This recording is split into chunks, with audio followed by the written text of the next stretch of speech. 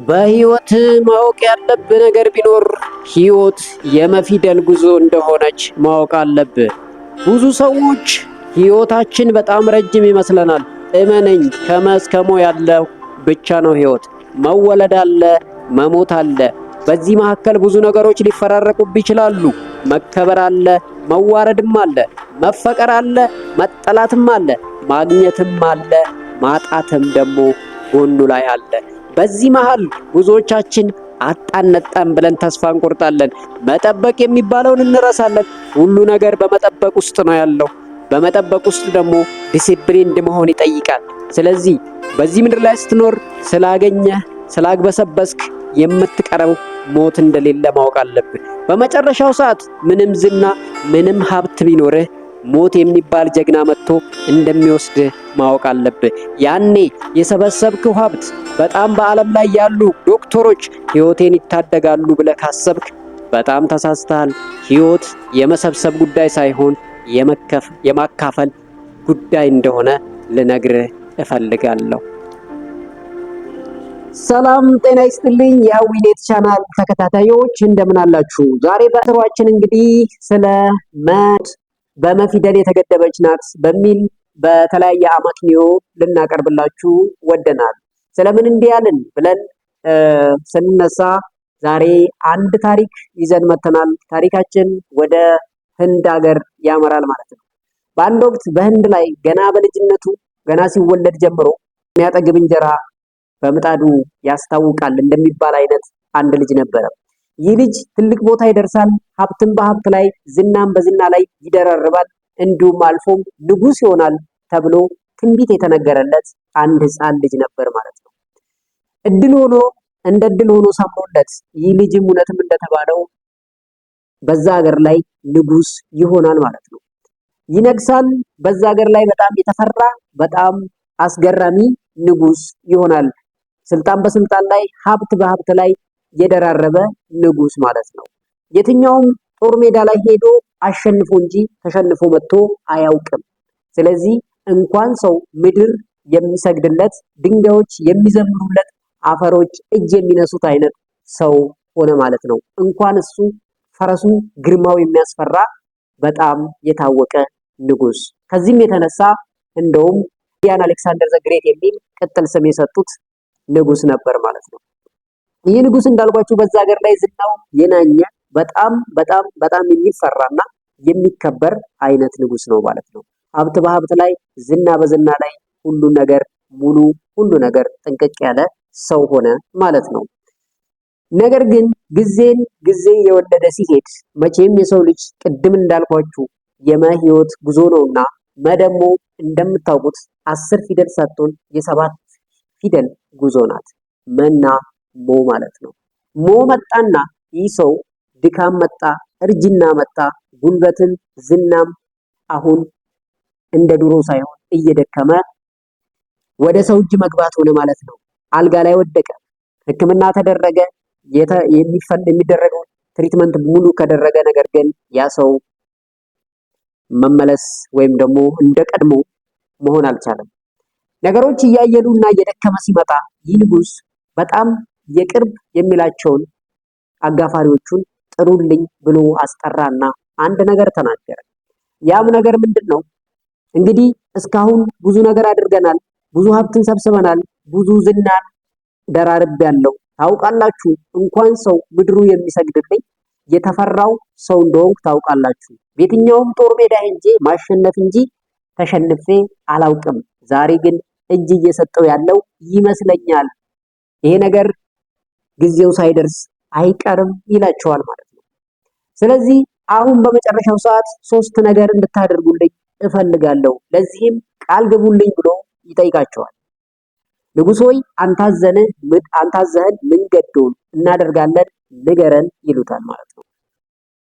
ትንፋሽ እያጠረው 3 ነገር እንድታደርጉልኝ የምፈልገው የመጀመሪያው እሞታለሁ፣ ስሞት አስከሬኔን የሚገንዙት በዓለም ላይ የታወቁ ስፔሻሊስት ዶክተሮች መሆን አለባቸው። መገነዝ ብቻ ሳይሆን ከቤት ወይም ደግሞ ከቤተ መቅደሱ እስከ መቃብር ስፍራ ድረስ ይዘውኝ የሚሄዱትም እነሱ ናቸው ብሎ ይላል። ግራ ተጋቡ። ከሞተ በኋላ በዶክተሮች አስከሬን መሄዱ ምንድነው ጥቅሙ ብለው ግራ ተጋቡ። መቼም የሞተ ሰው አይመለስም ብለው ስለሚያስቡ ግራ ተጋቡ ማለት ነው። ሁለተኛ ላይ የምታደርጉልኝ ነገር ያለኝ ሀብት ሙሉ በሙሉ ወጥቶ ከቤት እስከ መቃብር ስፍራ በወርቅ መነጠፍ አለበት። አንድም መሬት ክፍት ሆኖ መታየት የለበትም። አስከሬኔ መሄድ ያለበት፣ ለቀስተኛው መሄድ ያለበት በወርቅ ላይ እየተረማመደ መሆን አለበት ይላል። በዚህ ሰዓት ግራ ገባቸው። ለምን እስካሁን ስንት ነገር ተለፍቶበት የተሰበሰበ ሀብት በከንቱ ይበተን ማለት ምን አይነት ራስ ወዳድነት ነው? እኔ ከሞትኩ ሰርዶ ይብቀል አይነት ነገር ነው ብለው በውስጣቸው ሹክሹክታን መፍጠሩ አልቀረም። ነገር ግን አፍ አውጥቶ መናገር አልተቻለም። በሶስተኛ የምታደርጉልኝ ነገር አለ ሳጥኑ ስታስገቡኝ ሳጥኑ ውስጥ ክፍት ሆኖ በአንድ መስመር እጄ መውጣት አለበት። እጄ እንደዚህ ተዘርግቶ ለቀስተኛው መታየት አለበት ይላቸዋል ማለት ነው። አሁንም የበለጠ ግራ ተጋቡ። ነገር ግን አድርጎ የተባሉትን ከማድረግ ወደኋላ አይሉም፣ ቃል ገብተዋልና ማለት ነው። ይሄንን አለና በመጨረሻው ድምፁ እየደከመ ትንፋሹም እያጠረ ሲሄድ እነዚህ ሰዎች ለምን እንዲህ አድርጉ እንደተባሉ ማወቅ ፈለጉ። ንጉሥ ሆይ እባክህን እናደርጋለን ያልኩን ሙሉ በሙሉ ለማድረግ ቃል እንገባለን፣ ስለምን እንዲህ እንዳልክ ብቻ ብታስረዳን ደስ ይለናል ብለው ጠየቁት ማለት ነው። እሱም እንደምንም ብሎ ትንፋሹ እያጠረውም ቢሆን አያችሁ እኔ በዚህ ምድር ላይ ስኖር ሙሉ የሚፈለገው ነገር በሙሉ ነበረኝ። ዝና ብትሉ ነበረኝ፣ መከበር ብትሉ ነበረኝ፣ ሀብት ብትሉ ነበረኝ፣ ስልጣን ብትሉ እንደዛው። እንኳን ሰው ምድሩ የሚፈራኝ በየትኛውም ቦታ ሲሄድ ሰው የሚንቀጠቀጥለት አይነት ሰው ነበርኩኝ። ሀብት ብትሉ ተትረፍርፎ የሞላ ሀብት አለኝ። ነገር ግን የመጨረሻው ሰዓት ሲደርስ የፈለገው ሀብት ቢኖር፣ የፈለገው ዝና ቢኖር፣ የፈለገው ስፔሻሊስት ዶክተር የሆኑ ቢኖሩ የሰውን ህይወት መመለስ እንደማይችሉና የመጨረሻውን ህይወትን ሊወስድ የሚችል አንድ ኃይል እንዳለ ልታውቁ ያስፈልጋል። ስፔሻሊስት ዶክተሮች አምጡና እነሱ ይቅበሩኝ ያልኩት የፈለገው ዕውቀት ቢኖራቸው የፈለገው ስፔሻሊስት ቢኖሩ ከነሱ በላይ አንድ ኃይል እንዳለና ነፍስን የሚወስድም የሚመልስም አንድ ኃይል እንዳለ ዓለም እንዲያውቅ ፈልጋለሁ። በኔ ሞት ሰው ይሄንን መማር አለበታል። ሁለተኛ ላይ የፈለገው ሀብት ቢኖር የፈለገው ወርቅና ብርን ብታከማች ብርና ሀብትክ ከሞት እንደማያድንህና ነፍስን መግዛት እንደማይችል ህዝብ እኔ በኔ ሞት ማወቅ አለበት። ለዛም ነው ወርቁ ይነጠፍ ያልኩት አለ። በሶስተኛው እጄን አውጥታችሁ ሰዎች እንዲያውጥ ፈልጋለሁ ማለቴ የሰው ልጅ ባዶ እጁን ተወልዶ ወደዚህ ምድር ይመጣል። ሲወለድ መጨረሻ ላይ ሲሞትም ባዶ እጁን ይሄዳል። ምንም ይዞ የሚሄደው ነገር እንደሌለና ምንም ይዞ የመጣው ነገር እንደሌለ እንድታውቁ ፈልጌ ነው ብሎ ይላቸዋል ማለት ነው። እነኛም ሰዎች በንጉሱ ሁኔታ በጣም ቢገረሙም አደገኛና በጣም ትልቅ ጥበብ ማስተማር እንደፈለገ አውቀው የተባሉትን ፈጸሙ ይባላል። ውድ የቻናላችን ተከታታዮች ወደድንም ጠላንም ህይወት የመፊደል ጉዞ መሆኗን እዚህ ጋር ማወቅ አለብን። መወለድ አለ፣ መሞት አለ። መና መወለድና ሞት መካከል ያለችው የሰባት ፊደል ርቀት ናት። አንዳንዴ ዓለም 10 አትሞላም እንላለን። ግዴለም ዓለም 8ም አትሞላም ማለት ነው። ስለዚህ ወደንም ጠላንም በሰበሰብን ሳይሆን በማካፈል ውስጥ ያለ የህይወት እርካታ ነው። ስንሞት ስማችን ከመቃብር በላይ እንዲውል ከፈለግን መሰብሰብ ሳይሆን ማካፈል መልመድ አለብን። ማዋረድ ሳይሆን ማክበር መልመድ አለብን። መጥላት ሳይሆን ማፍቀርን መውደድን መለማመድ አለብን። ውድ የቻናላችን ተከታታዮች ከዚህ ታሪክ ምን እንደተማራችሁ እኔ አላውቅም። እኔ ግን አንድ ነገር ተምሬያለሁ። ወደድክም ጠላህም ህይወት የመፊደል ጉዞ እንደሆነች ማወቅ አለብን። መውደቅ አለ፣ መነሳት አለ፣ መራብ አለ፣ መጠማት አለ፣ በተቃራኒው ደግሞ መጥገብ አለ። መፈቀር አለ፣ መጠላትም አለ። መወለድ አለ፣ መሞት አለ። ማደግም አለ፣ ሳያድጉም መቅረትም አለ።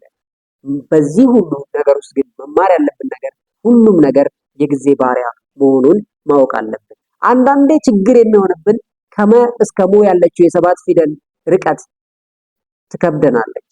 መጠበቅ ላይ ወይም ደግሞ መ ላይ የምንቆይበት ጊዜ ይበዛል። መ ላይ ብዙ ነገር አለ። አንዳንዴ ማጣት አለ።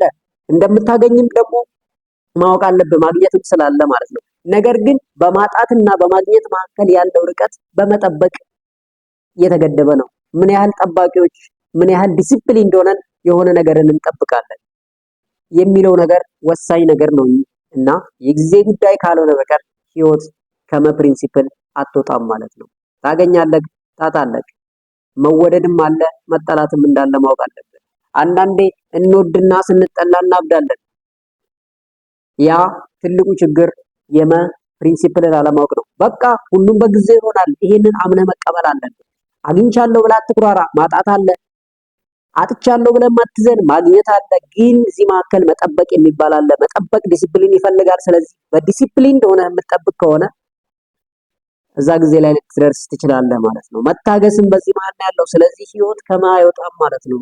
የመፊደል ጉዞ ናት ማለት ነው። ስለዚህ ውድ የቻናላችን ተከታታዮች ሁሌም በመሰብሰብ ሳይሆን በማካፈል ውስጥ ማለፍ አለብን። ምን እናካፍል?